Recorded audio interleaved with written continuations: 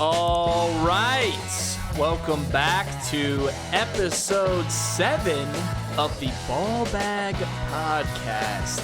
As always, I'm Peter, aka Not Go Stories and All Things Social. And to my right, future Hall of Famer, Ugo D. aka Tommy. Say hello to the people. Let's not put the cart before the horse. You know, there's a couple of wins that are under NCAA review, so I don't know if I'll have the percentage to get in.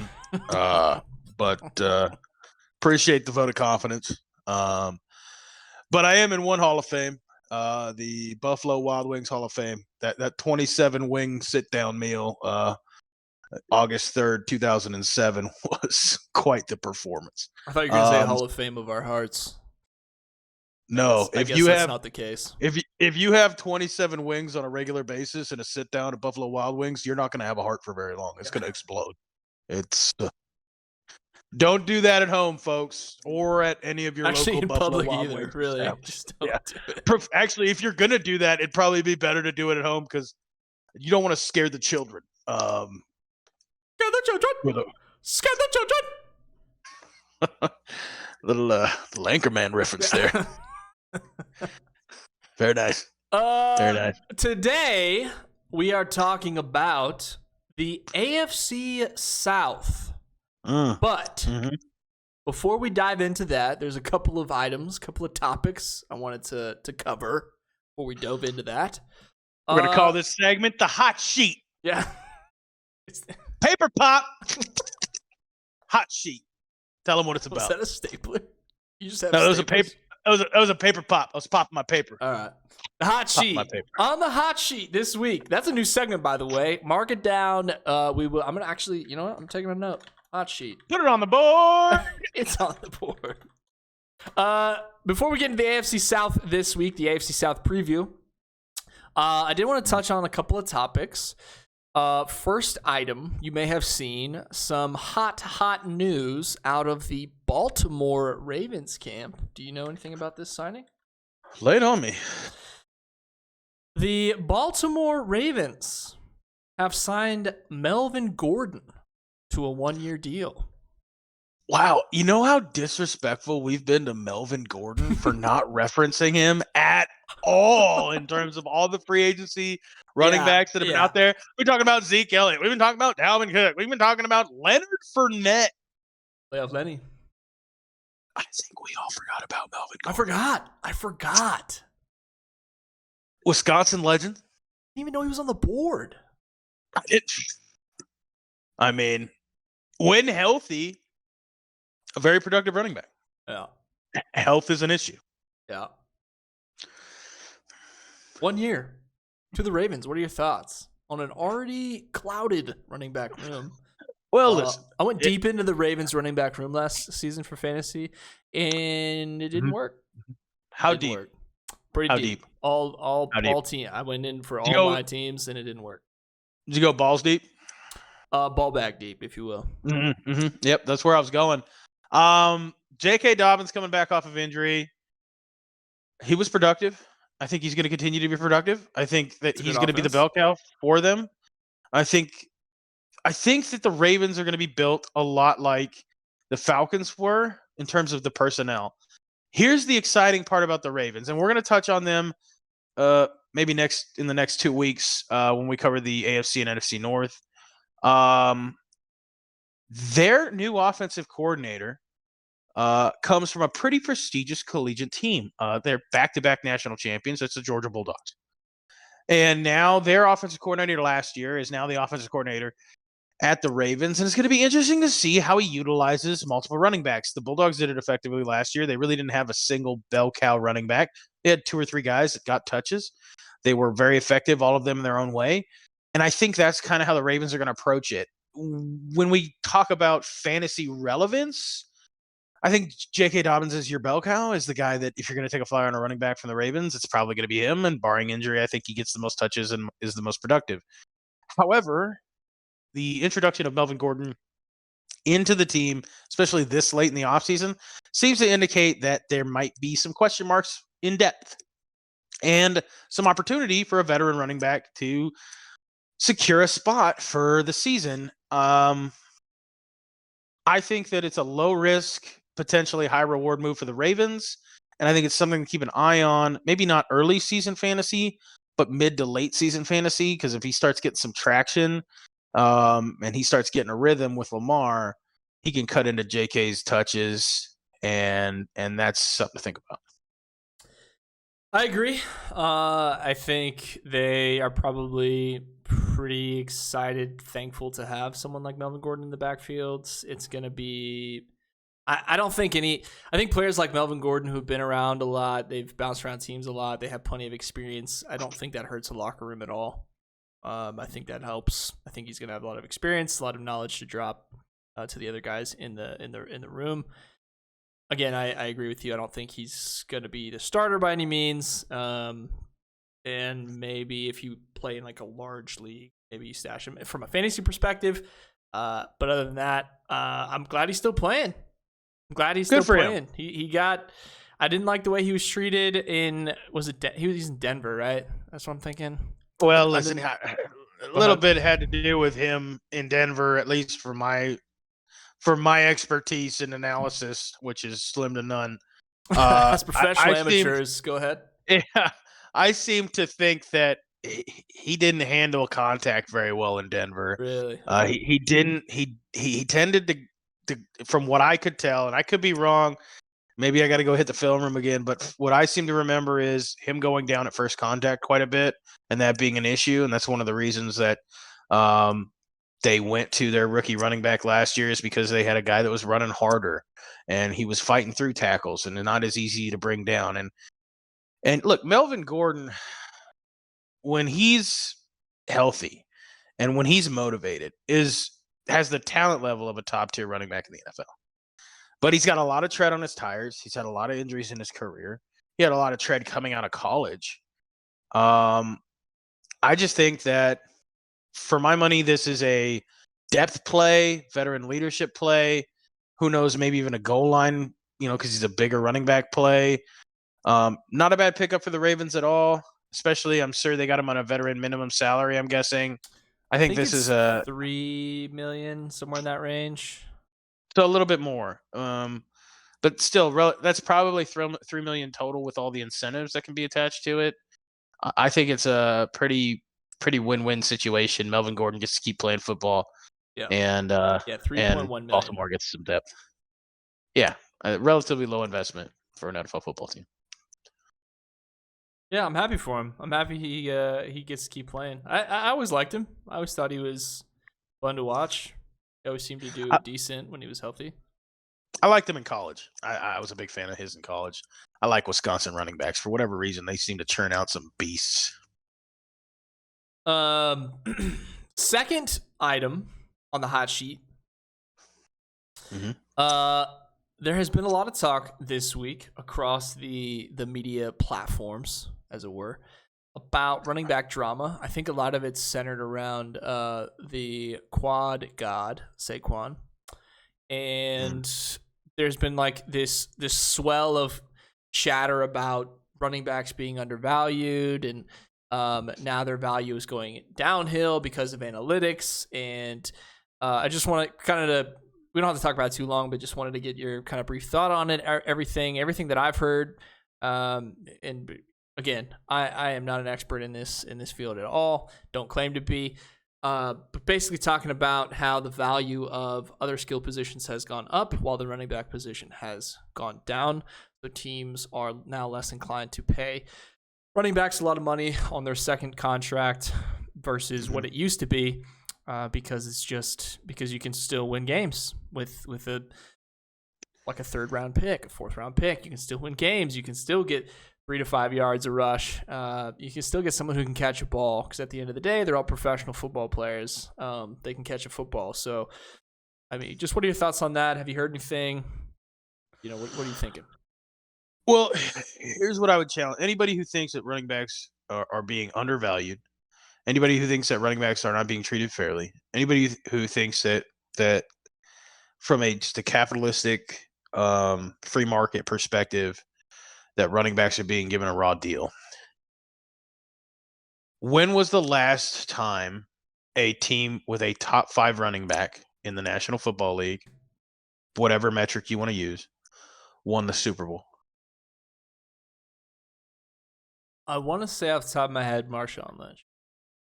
I think that would be my best guess too. I mean, you think about it, if we're just going back through time, the Chiefs didn't have one last year, right? The year before that, what was that? The Rams, or was it? Am I missing one? It's been the Chiefs, the Rams, the Niners in recent history, from what I remember. Niners didn't win anything. They didn't win a Super Bowl. But they okay. It was the Chiefs, the Rams, Chiefs, the Bucks, the Chiefs, and the Pats. Okay. None of those teams in the last 5 years have had a top 5 running back. The closest one you can make the argument for is the Bucks, I think. Maybe the Rams had Cam Akers. He's not a top 5 running back. Sorry. Leonard Fournette, playoff Lenny, had a great playoff run, but he was on a top 5 running back throughout the year. He had a good playoff run. But it was also a split backfield. He had Ronald Jones in there too. Derrick Henry's been great. He's gotten the AFC, the Titans to the AFC Championship game. You look at the Browns; they've gotten to an AFC divisional. I don't think they got to the AFC title game, but they've got really good running back there. The Cowboys with Zeke, they haven't done shit. You look at Saquon. They got to the playoffs last year. That was a pleasant surprise. You know what I mean? The Packers with Aaron Jones and their backfield, they've been okay, but not great. I mean, the Chargers with Eckler, they haven't done anything. This is a quarterback-driven league. It's people. It sounds like a broken record. People keep saying that. News media, analysts, everything that you turn on the news, that's what you hear is quarterback-driven league. But the proof's in the pudding. All right, Matthew Stafford, Tom Brady, Patrick Mahomes. These are the quarterbacks in recent history that have won Super Bowls. All right. And yes, defense is important. Yes, defense helps you win championships. But if you don't have a premier top tier NFL quarterback at the helm, you're going to have a hard time winning a Super Bowl. I mean, the last time it happened was Nick Foles, and he was a backup. He came in because Carson Wentz, year, that year people forget Carson Wentz was having an MVP caliber year. Like, the numbers he was putting up were insane. That's why he had the Eagles in the position he did. He goes down with a knee injury, and Nick Foles, God love him, was able to come in, swing it around, and fling it around, and lead the Eagles to the Super Bowl. They had a great defense that helped a lot. He had good playmakers on all different sides of the ball. Caught a touchdown pass. Threw one. I mean, and they ended up beating Tom Brady, of all people, in that Super Bowl. But you got to look at the fact that Tom Brady was the other quarterback in the Super Bowl. So, there still was an elite quarterback on the other side. And you look at teams that have lost in the Super Bowl, I hate to say it, you kind of point to the 49ers. Remember, they had a great season. They go up against Patrick Mahomes. What happens? He dots them up. And they don't have the offensive firepower on the other end to keep up because, all due respect to Jimmy Garoppolo, he's not that guy. Right? He's that guy in the streets, but not between the 50s, or between the end zones, Like he can go bag a porn star when he's out on the town, but he can't come in and win you a Super Bowl. If you don't know, Jimmy Garoppolo is famous for dating multiple porn stars. That's news to me. Well, you need to. We'll dive into that when we review the Raiders. Very cool. Very cool. Very interesting. Truly a role model that we can all get behind. But the point is, it's a quarterback-driven league. So the highest paid people on the field are going to be the quarterbacks. The next highest paid people on the field are going to be the offensive tackles, presumably left tackle, and then the guys trying to disrupt the quarterback, the defensive ends, and the pass rushers, right? It's only logical that if you're going down this list of importance, that the next guys on the list are going to be the wide receivers, and we're starting to see that. Wide receivers that consistently create separation and consistently get open in one-on-one coverage and at times in two-on-one coverage where they have help over the top. Tyreek Hill, big money. Justin Jefferson, big money. Stephon Diggs, big money. These type of receivers, you're going to see it with Jamar Chase when he gets re-signed. You're going to see it with these young, really good receivers when they start to get re-signed. They're going to be making big money. These running backs, unfortunately, have been a casualty because the NFL, for some ungodly reason, has decided that a salary cap is the most effective way to create parity throughout your league. Let me tell you something. That's not necessarily true. Baseball doesn't have no damn salary cap. You think they do. They freaking don't. They're paying people astronomical amounts of money, right? Basketball, do you see some of the deals these bench players are getting in the NBA? I mean, it's ridiculous. Now, they got less people to pay because there's less players on the team, but for gosh sakes, why is there a cap on how much salary you can spend? There should be one. If you want to pay guys a bunch of money, go pay them a bunch of money. If you're a billionaire owner, write the check if you want the bet. Buy the best team in the league. It's a free market. It's the business. I don't care. Sounds like FIFA at this point. That's what I'm saying. Why do you think when I'm playing fantasy or franchise games on Madden, I turn salary cap off? I'm like, let's write some checks, boys. I want to get the best players, and I'll pay them what they're worth. With all due respect to the running back position, we have seen in recent years rookie or first-year running backs be incredibly efficient and effective in the National Football League.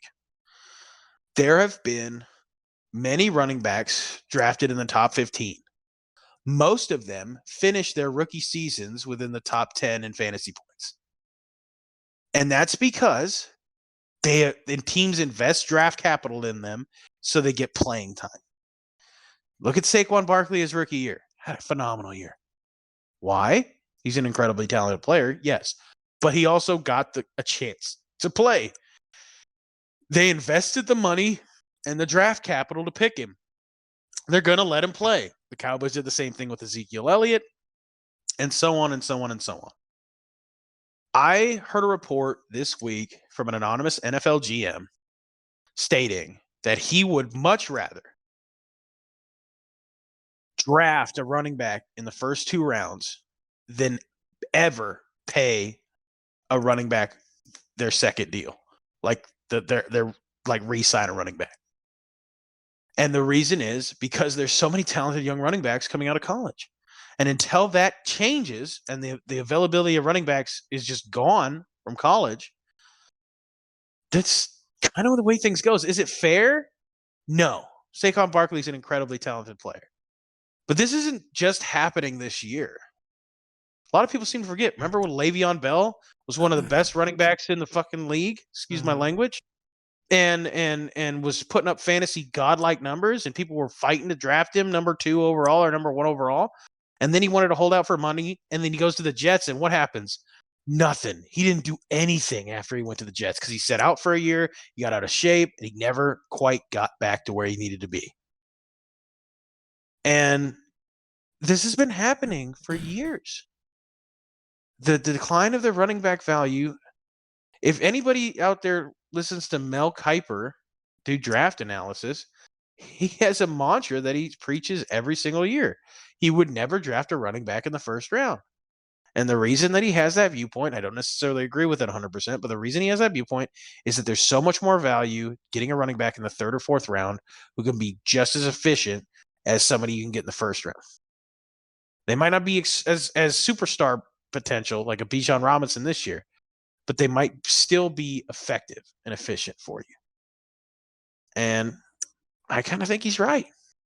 Well, Bijan's going to be a great player. To tack onto that, at the end of the day, they are professional athletes. Like, a catch is a catch. I know not every back can be a part of the passing game, but if you have, but they need to be. But if you have if you have a running back that's focused on just the ground game and not passing, a lot of teams have a passing down back. Like a lot of teams have that. So it's a professional athlete at the end of the day.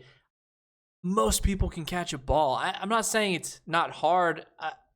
We're professional amateurs. I understand that, but I don't know, man. Heck, you're in a league now that you have receivers who are now doing what running backs do. Deebo Samuel in San Francisco. Right. Cordell Patterson in Atlanta. Those are wide receivers that they decided to line up a running back and have him run the Those football are too. thick wide receivers. Those are big guys, wide receivers. Yeah. And so what I'm saying is, not only are running backs devalued because you can get other running backs, now NFL GMs and coaches are like, hell, I can put a wide receiver back there if they're dynamic enough. Why not? Why not? So yeah, that's what I'm saying. So if you're a running back, you got to understand you have a short shelf life and you got to find the right situation. Can Saquon make money? Yes. I think it's in his best interest to play this year because we've seen running backs try to sit out and then come back in, and I haven't seen it work ever. You take a year off, people start to forget about you. You don't want that. He'd be better off playing out the year of this deal, crushing it, just giving the middle finger to the Giants for trying to be a dick. But also, and why then wouldn't you want to take $10 million? It's $10 million. Yeah, thanks for the paycheck. Appreciate it. Thank you for the $10 million. Like that's a huge number. It's not guaranteed. So if he gets hurt, he doesn't get the full amount of that salary. Sure. I don't believe. Sure. Secondly, the reason that players like multi-year deals is because of the fear of injury, right?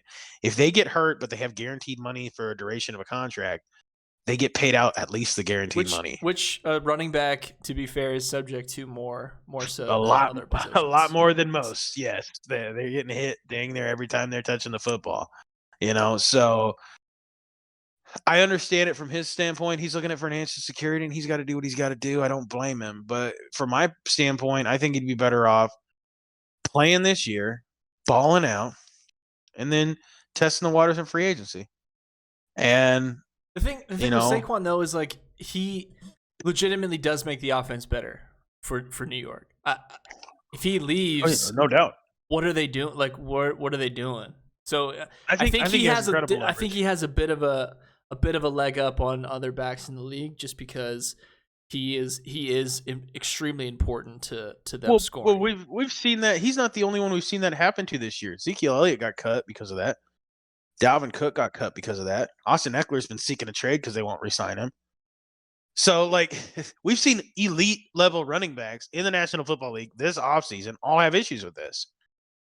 So, I mean, this is good. This is the new normal. I hate to say it, but it's the new and the reason is because of the style of play in the NFL. We're in an NFL right now where the running the football is not the most effective way to move the football down the field. The best offenses are either throwing it or running with their quarterback rather than running back. Right? Jalen Hurts runs the ball a lot himself. It's nice to have a good running back in there, but are you looking at Philadelphia's running back and going, yeah, I'm taking him because he's going to get a lot of volume? Or are you looking at that saying Jalen Hurts is probably going to snipe at least 6 touchdowns from him this year? There is something to be said about the increase in rush yards from quarterbacks. Now that teams with rushing quarterbacks account for a lot more rushing yards, obviously, than they used to. So there is something to be said about that. And having a mobile quarterback, I feel, opens up a lot of doors. Creates a dynamic offense. There is something to be said about that too. So I think it's just evolving, and rules change, strategies change. People kind of go with what the new meta is to bring in some gaming terms. But maybe. Oh, I thought you were quoting Zuckerberg. No. Oh. Yeah. we don't have to spend too much more time on it. I think it's interesting. I think any position player basically any player on the field could probably argue the same thing. Like, why aren't we getting paid? Everyone's important on the team. That's why it's a team sport. I think running backs tend to be stars and they score a lot of points. So it's like, I feel like they're very front and center. Whereas, let's say a defensive player or a lineman is often overlooked. But I mean, are you more concerned about a good offensive line or a good running back? And I think the offensive line is the answer. Let me just tell you something. What you just said there, saying that a good defensive lineman or a good offensive lineman get overlooked, is not true. Because if you look at the pay scale, running backs aren't making as much as a lot of the defensive linemen in the National Football League. I'm just saying, certainly the left tackles. In terms of everyone's about hey, running backs are being they're being slandered right now, and it's like, like what's actually the most important situation right now? And if you're going to rank every position in order and every situation in order, I don't think running backs are top 5. I really don't. No, they're towards the Exactly. bottom. Yeah. 22 positions on the football field, they're probably towards the bottom. People who are fans, people who support, people who follow football probably know that. The average fan, which I would say is less than knowledgeable, I think they probably overvalue running backs would be my. Yeah. We're not in the days of Emmitt Smith and Dickerson, LaDainian Tomlinson, and these bell cow MVP caliber running backs. It's just not the era that we live in anymore. All right. There's some good running backs. Yes. Derrick Henry is a very, very good running back. He's paid well. I think he's the second and he's paid running well back right now. He should be the first. He's the best running back in the league for my money for what he does. And people are like, well, all he does is run the football. It's like, yeah, but look what the Titans offense is. It's him. That's it. And we'll talk about that a little later, but Nick Chubb, Derrick Henry, those are the dudes. There might be one or two others, but those are the dudes that come to mind when I think bell cow, that's the offense. And they can go out and carry the ball 25 times a game for you and just beat the snot out of a defense and really make your life easier as a team. So, I don't know. It's not fair, but it is what it is. And it'll be interesting from fantasy perspective. There's still a lot of people on the line there, so we're getting closer to the season. Hopefully, everyone finds a team, finds a home. If Melvin Gordon can find a home, I think those other guys can find a home. It's just not going to be for the money. It's not going to be for the money. That's got to be the reason those guys haven't signed. Yeah. That's got to be. But Melvin Gordon may be the first domino. Hey, he's been a catalyst. Let's go. Okay, well, that's all I had for the hot sheet. I don't know if you had anything. Otherwise, We can jump into the AFC South and talk about this division. My first thoughts on this division, I don't have much to say about this division. You don't like it? Go ahead. You don't like the AFC South? We've got the Jags, the Titans, the Colts, and the Texans. Units. What team? Do you have a preference on team that you want to start with? Because I have my order of how I believe they're going to place. It's probably very boring. It's probably what most people have them as. But what are your thoughts? What are your initial thoughts? Do you think you have anything that is going to shock some folks or what? I like all three of these, all three of these teams, and I say three because there's really only three teams listed. Disrespect. And it's not the one you think. I think it's exactly the one I think. But go ahead. I don't think it is. I like this division. I think it's intriguing because of the potential parity in it. If you want to start with the obvious front runner or favorite in the division, that's going to be the Jacksonville Jaguars. Duval. Everybody knows that Trevor Lawrence and his luxurious hair are coming back for his third season, his second under the same coach, a coach that doesn't grope women in bars in Ohio, to my knowledge. They're coming off a 9-8 season. Yeah. Did Urban Meyer do that? Yeah, it's factual. It's a factual statement. All right. They're coming off a 9-8 season, division champs, playoff appearance, won a playoff game if I remember correctly. They got some pretty good additions coming in, Peter. One's it's an addition by activation. Calvin Ridley. He's back, folks, and he's not betting anymore. He's only betting on himself, but not in the sports books. Not like that. Yeah. No, he doesn't want to get suspended again. Can you talk about the biggest wide receiver acquisition in the offseason? It's freaking, well, it was until about 2 days ago, Calvin Ridley going to the Jacksonville Jaguars. And he's going to provide an immediate impact and an immediate weapon for a Trevor Lawrence who had a really good year last year with some pretty good receivers. And now you've got a bona fide number one wide receiver coming there. Falcons fans sick now that they're going to have to watch this guy light it up in Jacksonville. They also brought over quite a few offensive linemen, including offensive tackle Josh Wells from Tampa Bay. And when I say quite a few, I mean like literally two. But Josh Wells is a very solid offensive tackle from Tampa Bay. But the biggest free agent acquisition for the Jacksonville Jaguars, paper pop, kicker Brandon McManus. Yes, the biggest leg in the National Football League is now kicking in Duval County, Florida. And people might make fun of this, but that might be 2 wins right there. Just that guy being on your team. Because when you run out a 57-yard field and you're like, we're going to have to try to pooch punt it. Nuh-uh. Bring out the leg. He's going to nail that. I think that's huge for them. Key departures, offensive tackle Jawan Taylor. That's a tough one to lose. Good tackle. Like I said, they brought in Josh Wells to replace, but I think the biggest loss they had is linebacker Arden Key leaving. Arden Key, an excellent linebacker. They're going to miss him in their front seven, but I think they'll be able to survive based on the talent. Jacksonville didn't really make a lot of moves in the offseason. I think they were pretty happy with what they had, especially with the guys coming back off of suspension, aka Calvin Ridley. So not a lot of free agency moves.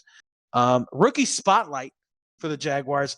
Running back out of Auburn, War Eagle, Tank Bigsby comes in. Top tier running back name, top tier rookie name. He was Auburn's best player last year. Tank Bigsby he was their leading rusher. He ran for 972 yards last season. He's been their leading rusher like 2 years in a row, I think it was. He's going to come in. He's going to provide a nice 1-2 punch for Travis Etienne. I think their running game is going to be nice. It's going to support him. Honorable mention, rookie spotlight.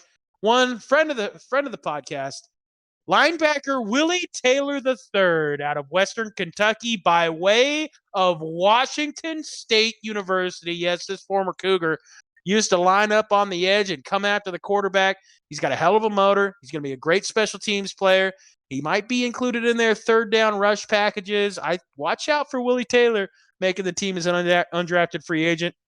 They're favored in 9 games this year. They finished 9-8 last year. I think they'll finish 9-8 this year, maybe 8-9. They've got a really tough schedule. All right. They play the Chiefs. They play the Bills. They play really, like I said, a really tough schedule. Yeah. The Niners. They got 4 or 5 games in there that aren't in their division that are very hard to win, and so they could be better than that. But those games that they've got, it's a tough schedule. That's why I think 9-8, 8-9. That's where they're at. What do you think, Pete? What's your read on the Florida Wild Kittens down there?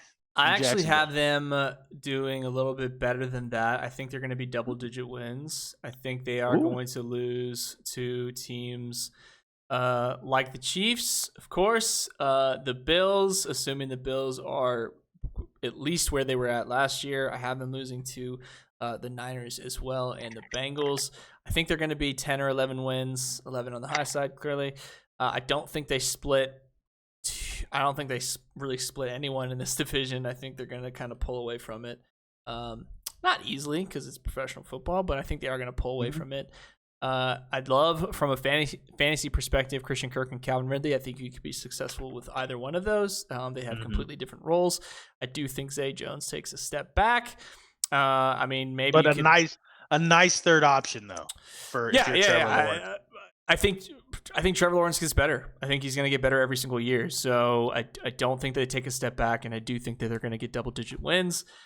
Evan Ingram, you could argue there's less targets for him, but definitely a great play. This offense is going to be viable. I think you could be safe with pretty much anyone in this offense, with the number ones and number twos in the entire offense here. I know one of their tackles is suspended for a few games for drug related, whatever that is for them, but. Bunch of narcs. I do have Jacksonville as winning the division again, just because of the rest of the teams are. I think there's a lot of transitions going on. So I like Jacksonville. I think they're going to be a fun team to watch. I think they're going to win the division.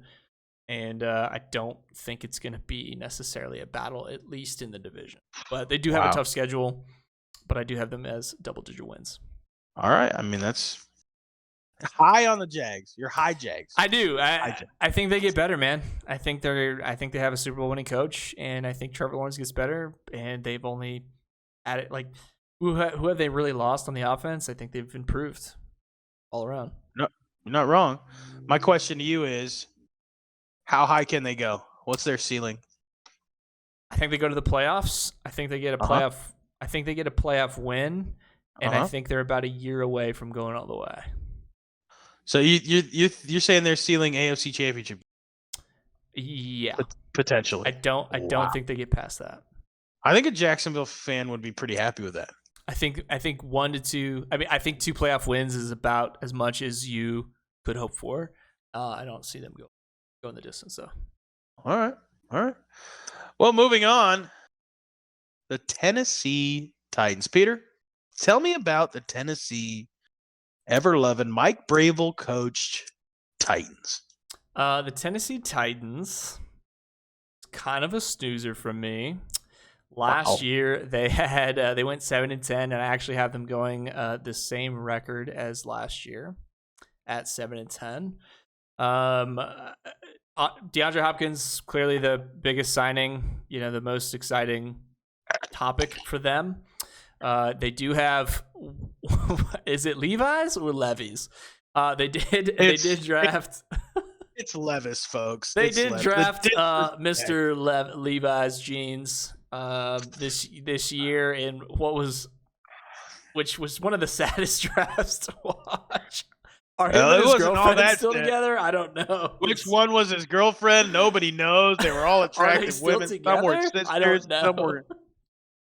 Well, I'm sure he got paid, just not first round money. Yeah. Derrick Henry speaks for itself. DeAndre Hopkins does put Treylon Burks back a little bit. He was probably going to be the number one there. I think it affects receiving core. Receiving core. Yeah, I think it affects the tight end a little bit. I don't know how to pronounce his full name, so I'll call him Chig. And come on, give it a shot. Let me hear it. Okonkwo. That sounds right. Okay, yeah, clip it. All right, here we go. Send it. I do think it affects his target share a little bit, but I don't hate him as a tight end pick, honestly. Like, if you don't want to invest into Chigbe Okonkwo is projected by multiple fantasy football sources as a top 10 tight end this year. Just for the record. I do not dislike him as a target. I think DeAndre Hopkins is going to do what he does and draws a lot of attention, and I think that tight end is going to get a lot of work. As far as the quarterback room, it's not my most exciting quarterback room to work with. It's intriguing as hell. Do you? Tannehill? Who the hell's going to be the? But that's what I'm saying. It's not like that exciting. I don't think it's exciting. Not from a fantasy perspective, but from a personnel perspective. All right. They obviously have no faith in Ryan Tannehill. They've drafted quarterbacks in each of the last 2 drafts. Malik Willis is still on the roster, folks. He was the first or second quarterback drafted last year? And then you get second-round draft pick Will Levis, who a lot of people had going in the top 15, and he falls out of there, and he has to go cry and put mayonnaise in his coffee. But that's a real thing. He does that. That blows my mind. But you obviously don't have faith in Ryan Tannehill. What kind of confidence shot is that to him? I don't think they make the playoffs this year, man. I think they miss it again. Who's going to be the starting quarterback halfway through the season is for the Titans, one of my most intriguing questions. Like, I want to see how that plays out. Tannehill's going to start, but I don't know if he's going to finish. Yeah. Tannehill will start. I don't know if he leads the team the entire way through. Because if they're losing, right? Mm-hmm. At some point, you gotta say we're in trouble. Well, let me get into my Titans record. Well, would you have them finishing? Same as last year, 7-10. 7-10. Okay. The Tennessee Football Titans Key additions. Last year 7-10. We just got done saying that. Wide receiver DeAndre Hopkins signs, and for the love of me, I don't understand why he can't seem to decide to go to a team that has a legitimate quarterback. Why can't he go to a better team? Why? I mean, all I can think is that he's going to look really good blocking for Derrick Henry on those stretch plays.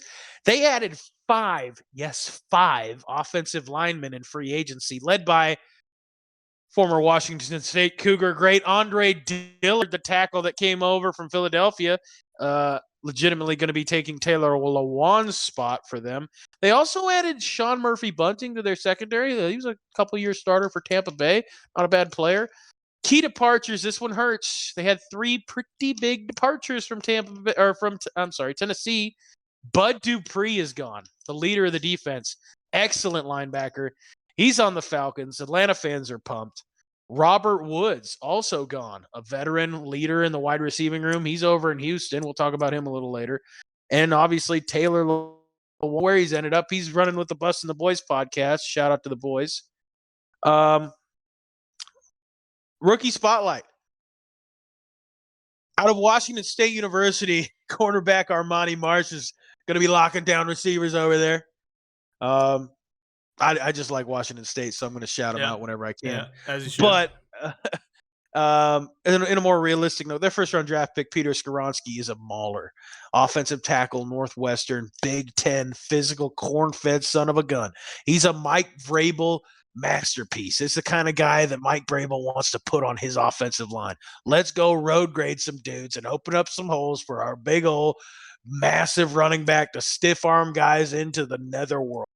And I think that's why how they're building their team, how Mike Vrabel wants to play, and they continue to build their team that way. They're favored in just 5 games this year. 5 games. That's how many games they're favored in, and they have a murderer's row start, in my opinion. They start their first 4 games at New Orleans, Chargers at home, at Cleveland, Cincinnati. That's a tough start, boys and girls. Do you think they could legitimately start 0-4? I think that's a possibility. I think it's a possibility. At New Orleans, it's always hard to win there. The Chargers at home is probably their most winnable game on this schedule because at Cleveland, that's a hard place to win. Cleveland's got a really good team. And Cincinnati, we know what Cincinnati is. But for some reason, I like Mike Vrabel, okay? I do like him. I like these physical, hard-nosed, old-school football teams. I root for them. I want that grind-it-out, mauler mentality, physical football teams. So my prediction, 6-11. 6-11, that's my prediction. Or 10-7. Who knows? What? No. Who knows? No. I think Tennessee's going to be in a lot of close games this year. Aren't they always in a lot of close games? Exactly. That's why I'm games by 2 or 3 points. Exactly. That's why I'm saying this dichotomy. I think a lot of it's going to have to do to who takes control of the quarterback room. Obviously, Tannehill's the favorite, but if one of these young guys steps up, that'd be great. I think that if they can take care of the football, play efficient, smart offense, DeAndre Hopkins adds a weapon that, remember when A.J. Brown was on the outside for the Titans, they were in the AFC title game. Having that guy who can play if you're loading the box with single high safety, he can beat one-on-one coverage and catch a bomb is important to this team. It keeps people honest, keeps them playing 2 high safety, keeps Derrick Henry with a lighter box, a 7-man box instead of an 8 or a 9-man box, and gives him the ability to break it for big runs. If Derrick Henry stays healthy, the Titans take care of the football, and DeAndre Hopkins does what everyone and their mother knows he can do. He's arguably one of the best receivers in the league. The high side is 10-7 for me, but the low side is 6-11. It's hard to read this team. I don't know what they're going to do. Like you said, it's toss-up.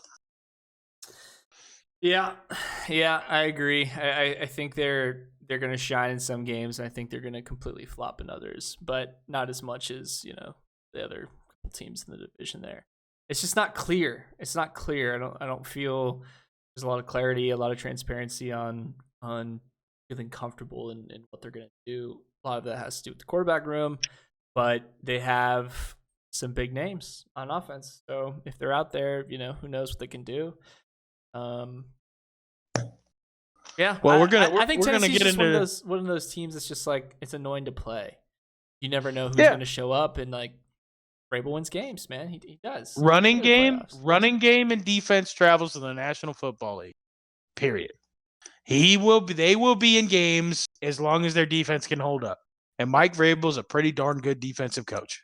So if their defense can hold up, they're going to be okay. Yep. Moving on. Houston. City of prosper. City of industry. Houston, Texas. Home of the Houston Texans. Peter. Nice catch. Yeah. What do you got? Tell me about the Texans. The Houston Texans. Well, they started off last year 3-13.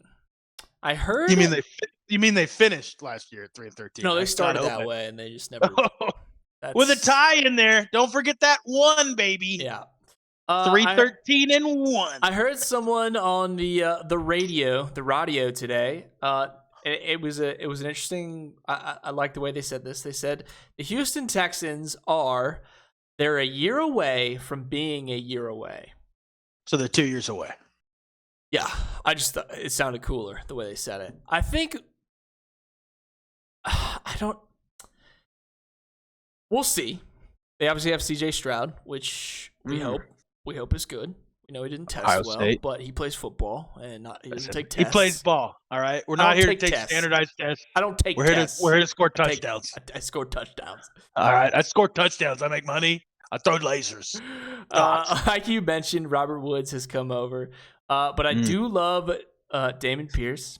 I do love Devin Singletary back there. I know Mike Boone has come over as well. As far as the running back room goes, I had from a fantasy perspective, I had Pierce last year in my work league. He was great. He was okay. He was great for where I got him. Okay, good. As a flex guy, that was someone I could trust to be my flex player every week. Truly. Okay. Outside of that, I know they have significant changes in the coaching staff, from what I remember. So a lot of things have changed there, which is a good thing. Is it from San Francisco that they got some coaching personnel? I cannot remember off the top of my head. I'm trying to recall. But CJ Stroud is the biggest. They have a very good head coach now. He's a player's coach, and his name escapes me right now because we are professional amateurs, and it's important that you folks at home understand that we don't always prepare for everything. You know what? That's that we bring up. I really like that you said that. Everyone remember. I just want to make this point too that. Anytime you see reviews and feedback and people who don't actually work for the teams talk about football, they don't know. We're just making our best educated guesses. So keep that in mind. Don't take it too seriously. But yeah, and we're learning too, right? And one of the things we have to learn is if we're going to talk about something, we should probably research it before we. There's a lot to know. There's a lot. Like if you're going to bring up the coaching staff. Maybe. I know that they have had significant changes at the coaching in the like coaching the head room. Coach. Yes, they have a new head coach. Correct. Yeah. If you guys didn't know, head coach, big part of the team, something to keep your eye on. If the head coach changes, please flag it for future reference. And what the best part is he's at his computer right now and has not looked up the name of the Texans. I don't want you guys to hear my typing as we talk about it. I thought I had all the tabs open that I needed. I don't. So I'm not afraid to admit that. CJ Stroud at the quarterback position. I don't think it's going to be enough to really change their fate too much.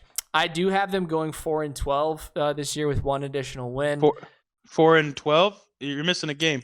4-13. They're not even going to play the last one. Write it off.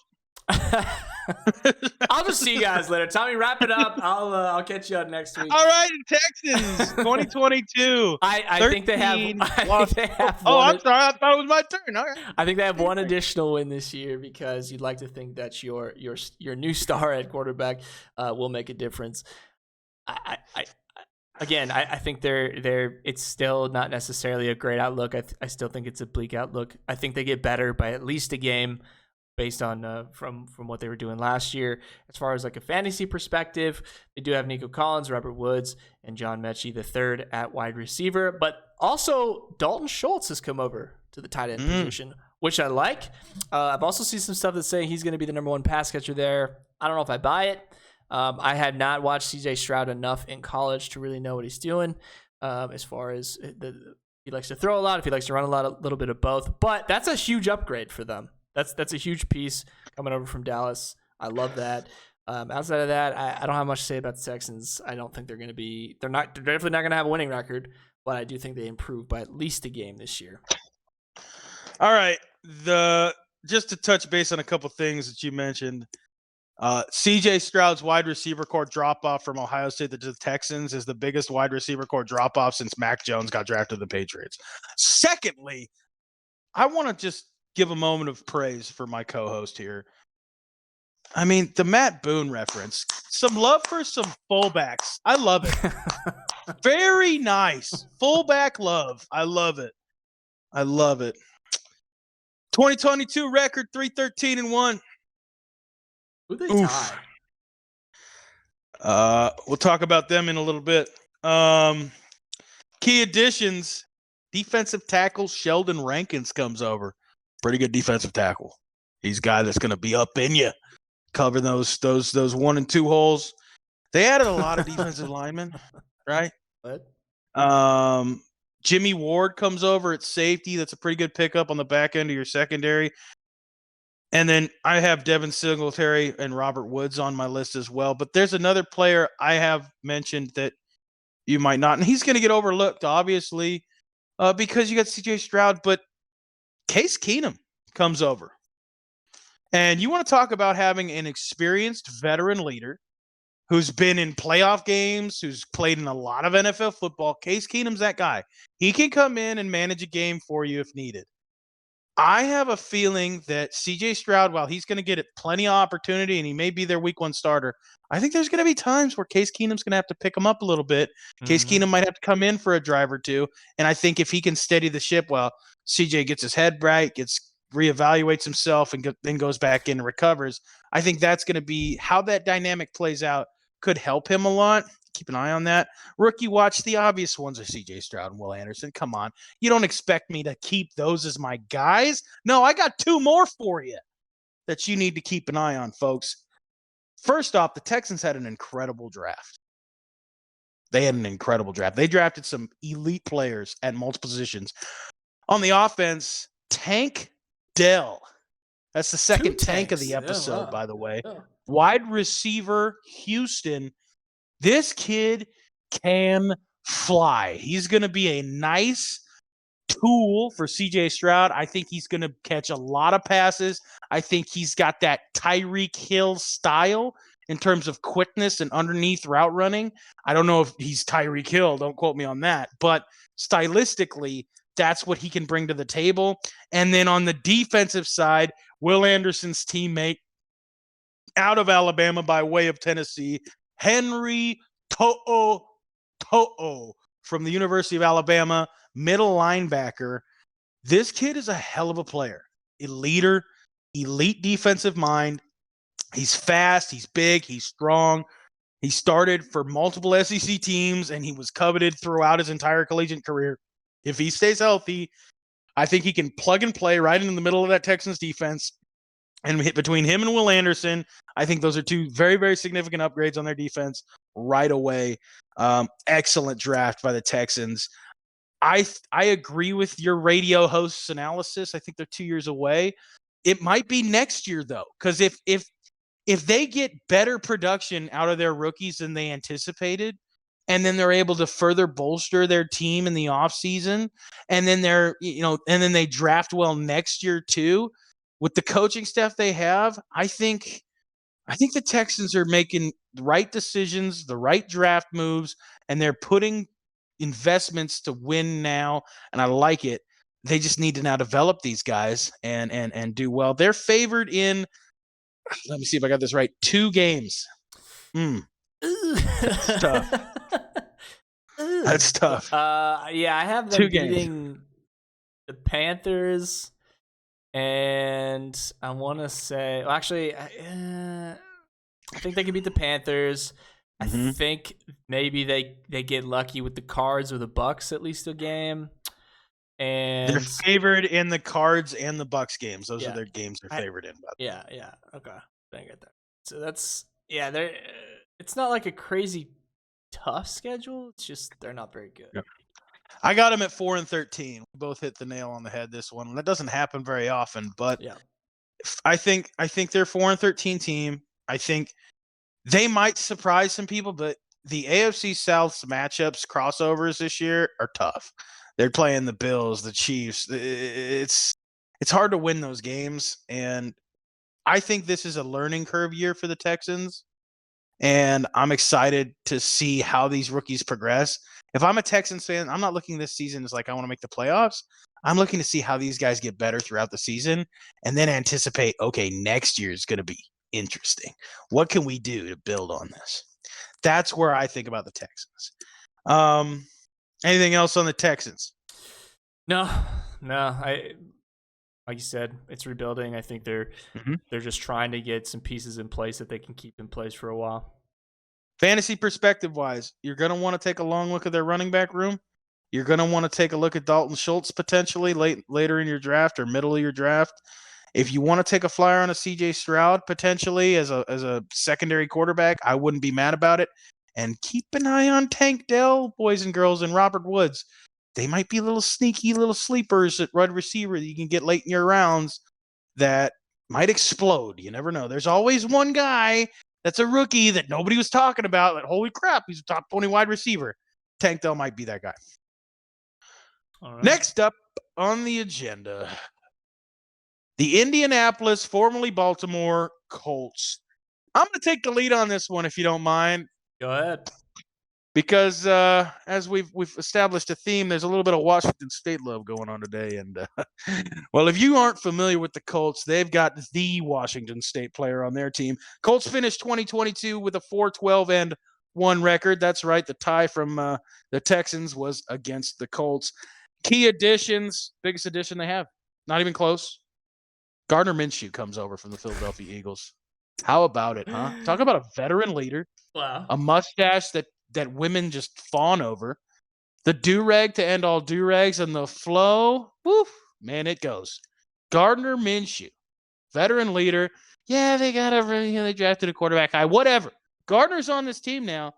And Mississippi Mustache, I think he's going to play a big role.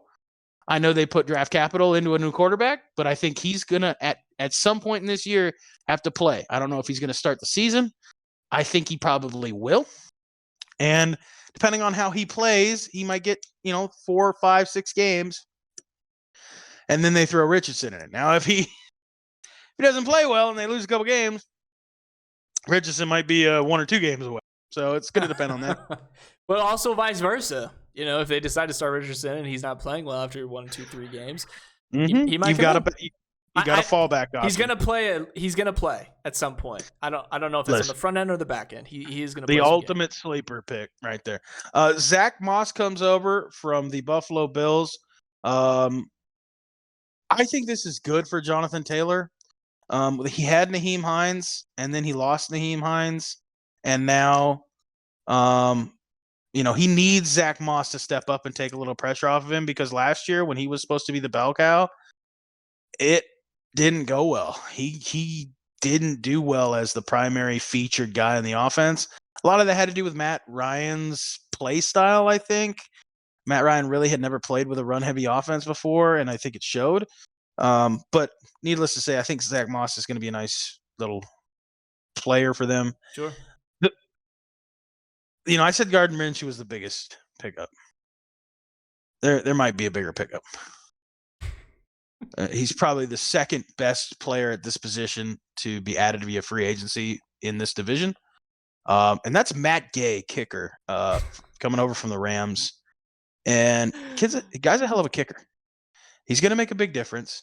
The Colts have had a lot of trouble at kicker since Adam Vinatieri decided to hang it up. They haven't really been able to find a consistent, solid kicker. They had Muscles Glasses over there for a little bit. Look him up. You know what I'm talking about. But Matt Gay's got consistency. I think he's going to help their special teams room. Key losses, and these are some really key losses. This is what really hurts me about the Colts. Yannick Ngakwe's gone. I mean, incredible defensive end, great pass rush capability. Losing him is tough. Stephon Gilmore's gone. Yeah, You want to that's talk a big about loss. former defensive MVP, elite lockdown corner. That's tough. Matt Ryan's gone. Okay, that's okay. That's not that big, but it's still, it's a veteran quarterback, and Sure. yeah. Anthony Rich, rookie spotlight. Anthony Rich, duh. I got that in my notes. Says duh right next to him. Yeah, that's the biggest rookie that they've signed, that they drafted. He's the future of your program. People are saying he's the most athletic quarterback to come out since Cam Newton. But the difference is Cam Newton won in college. Okay, Cam Newton won a championship. He carried a 5-7 talent level Auburn team to a national championship. I'm sorry, Auburn fans, it's true. Congratulations on your national title. Thank you to Cam Newton, the MVP, the Heisman Trophy winner, the national champion, one of the greatest college football players ever to play the game. Anthony Richardson did not do that at Florida. He played mediocre football at times, below average football at times, and then there were moments where he just lit it up. And you looked at it and go, wow, what a great play. What a player. And then you'd see snoozer of games where he couldn't do anything right. His problem is going to be consistency. And it's hard to learn consistency in the NFL if you don't already have it coming out of college. That concerns me. That's why I think Gardner Minshew is a key addition for the Colts, because he might need a little bit longer than you would anticipate. But I don't think that I'm just sticking with the obvious. I got one in here, a guy that you might not know. Out of South Carolina, cornerback Darius Rush. This young man's 6'2". He was converted from wide receiver to cornerback when he was at South Carolina, and he had a very successful year. He's drafted in the round. As I'm saying all of these things, and I'm watching a little bit of his highlights, I'm thinking to myself, wow, cornerback, tall, long, converted from wide receiver, drafted in the 5th round. You know who reminds me? Richard Sherman. Yeah. This young man has a lot of athletic ability, great ball skills. He's big, he's strong, he's long. I think he may be a nice plug-and-play player on the defense for the Colts. I like that pick. That's the guy I'm looking at. Obviously keep an eye on him on their defensive side. 2023 outlook, they are favored in one game. One game all season. Really? One game. I think they do better than that. Who, against the Texans? I believe it was against the Tampa Bay Buccaneers. They're slated to lose to the Texans twice. Mm-hmm. There were a couple games in there that hadn't posted yet. Okay. So those might be in there, but I believe the one game they were favored in. The Bucs are going. They're getting roasted right now, folks. They're getting roasted. The Buccaneers are in shambles. Apparently. Tune into the NFC South Pod to see our preview last week of the Bucs. I think they go better than one win. That's right. I do too. I still think they lose this division, though. I got them at 3-14. I think they finish worse than the Texans. I think the Colts will be the worst team in the AFC South. And that's about all I have to say about that. That's all she wrote. I had them at 4-13. I had them matching the Texans. As far as records, either way, not that good. As far as a fantasy perspective, of course, you have to look at Jonathan Taylor. You could look at Michael Pittman. You could look at Alec Pierce. Again, it's who's throwing. I would look at Michael Pittman, by the way. Yeah. I would look at Michael Pittman. Somebody's got to catch the ball. Yeah, someone has to catch the ball. Wide receiver 1 is still a wide receiver 1. So I'm not super excited about the Colts in general.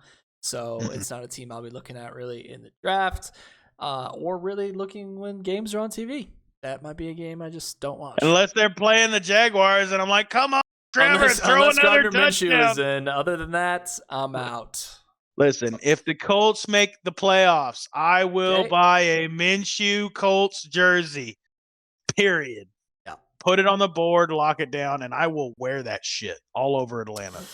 Don't care. They're just not exciting for me. There's nothing. They've got a lot of rebuilding to do. It's sad to say, but the Colts did not fill as many pieces as the Texans. Yes. It feels like the Colts are worse this year coming into the season than they were at the end of last year, whereas it feels like the Texans are better. And that's because of, I believe, the way they drafted. I think the Texans drafted considerably better than the Colts. They were aggressive.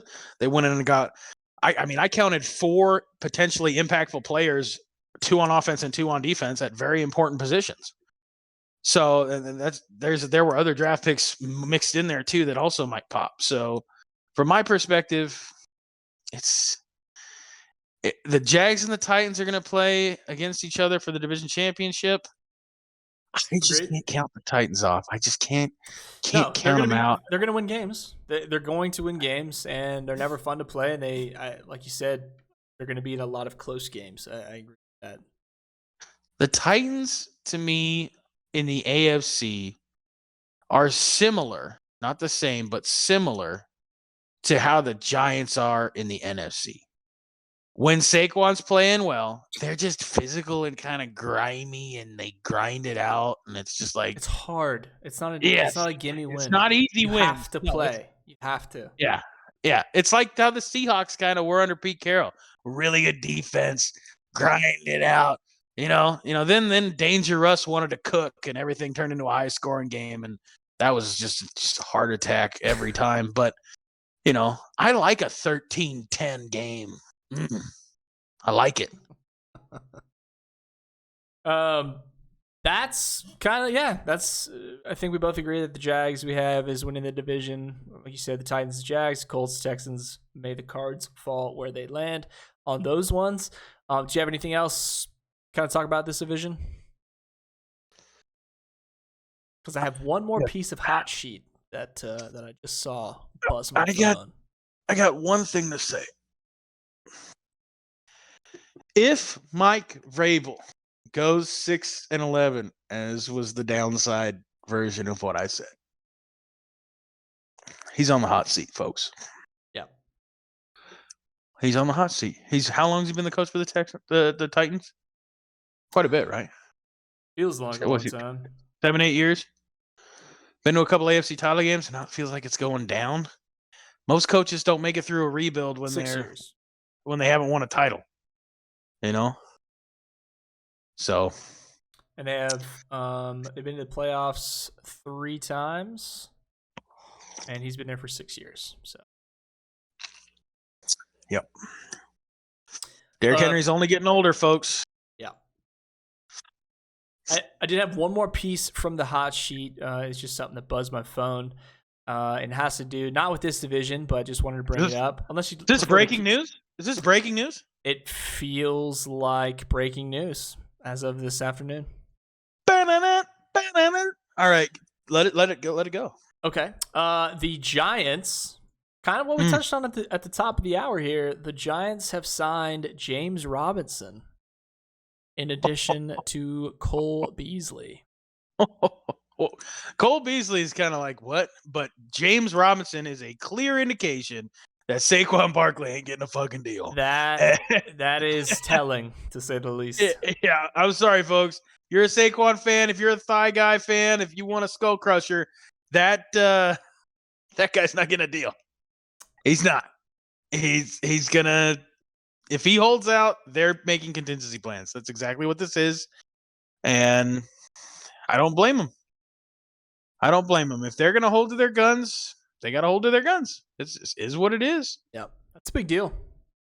It's absolutely a big deal. Yeah, it is. And first off, James Robinson, friend of the pod, if Saquon isn't playing, he's on my draft board. I'll tell you that much. I'll tell you that much. I like James Robinson quite a bit. That is all I had. I think that's a great place to wrap this up. This has been our AFC South preview.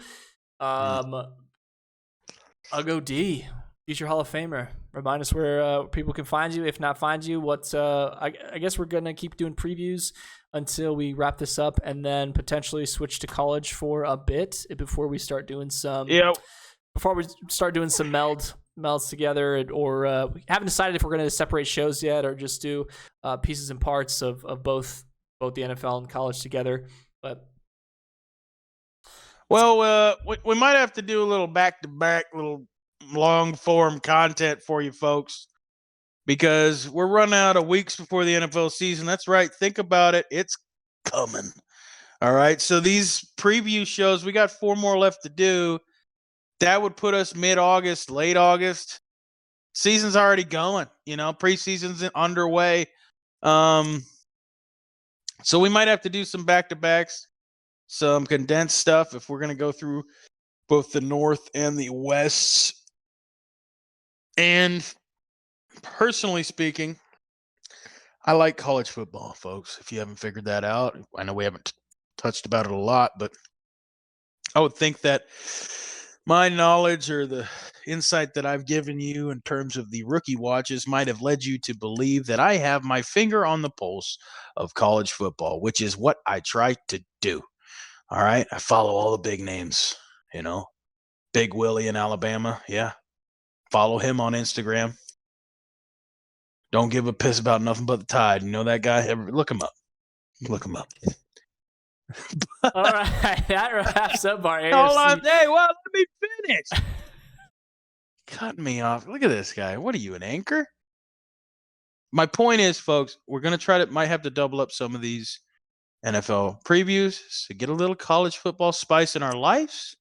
We're still working that out, and then when we get into the regular season, like my co-host said, we're working on. Is it gonna be both in one, college and NFL recaps in one, or should we split them into 2? It's a work in progress. Be patient with us. We're just here to try and have some fun and provide some insight and give you some knowledge on NFL, college, and football in general. Peter, as always, enjoyed our time together. Been a pleasure. That wraps up our AFC South preview. And then we will get this out ASAP. It'll be out this weekend, and then we will catch you guys next weekend for another preview or 2. And then maybe we'll give you that schedule next week. But other than that, thank you guys for listening. Much appreciated. Make sure to drop a follow, a sub, a comment. Everything helps sincerely on the YouTube channel. And now we are seconds away from having cover art and a logo, and so once we get that completed, we have seen some previews. It looks fantastic. Shout out Damien Visuals. We will get that going, and then I will spend some time and get all these episodes uploaded to wherever you listen to your podcasts. Oh yeah, give it to them. That's it for me, Peter, aka Not Ghost Stars on all things social, and Ugo D, aka Palm. Ooh.